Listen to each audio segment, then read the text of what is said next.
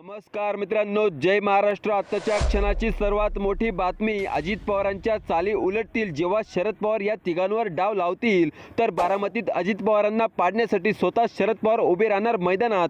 काय आहे बातमी, सविस्तर जाणून घेऊयात। दरम्यान शरद पवार आणि त्यांची लेक यांना बारामतीतूनच विचलित करण्यासाठी भाजप युद्ध पातळीवर कसून काम करतोय।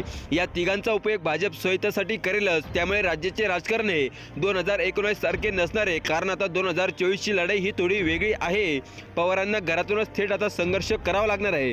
त्यातच आता भाजपने शरद पवार, सुप्रिया सुळे व अजित पवार यांचे मतं डायव्हर्ट करून आपलं सीट कसं जिंकून आणता येईल यासाठी संपूर्ण ताकद देखील भाजपने लावून दिल्याची बातमी समोर आली आहे। त्यामुळे अजित पवारांना राष्ट्रवादीमध्ये आपणच पॉवरफुल आहे हे दाखवून देण्याची संधी शेवटची आहे।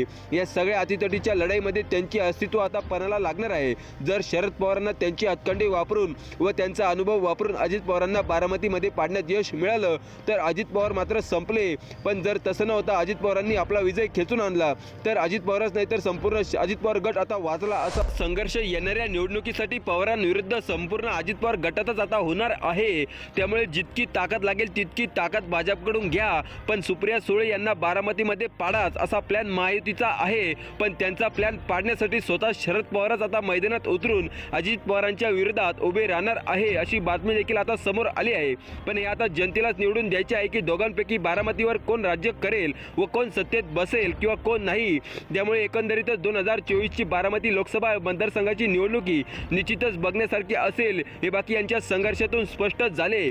तर मित्रांनो, शरद पवार, अजित पवार, सुप्रिया सुळे यांच्या संघर्षात भाजपने उडी मारून व अजित पवारांना पुढे करून तुम्हाला काय वाटतं, बारामतीमध्ये शरद पवारांची लेख पडणार की अजित पवार यांचा मतदारसंघ अजित पवार गमावणार? याबद्दल तुमचे अनमोल मत नक्की आमच्यापर्यंत पोहोचवा।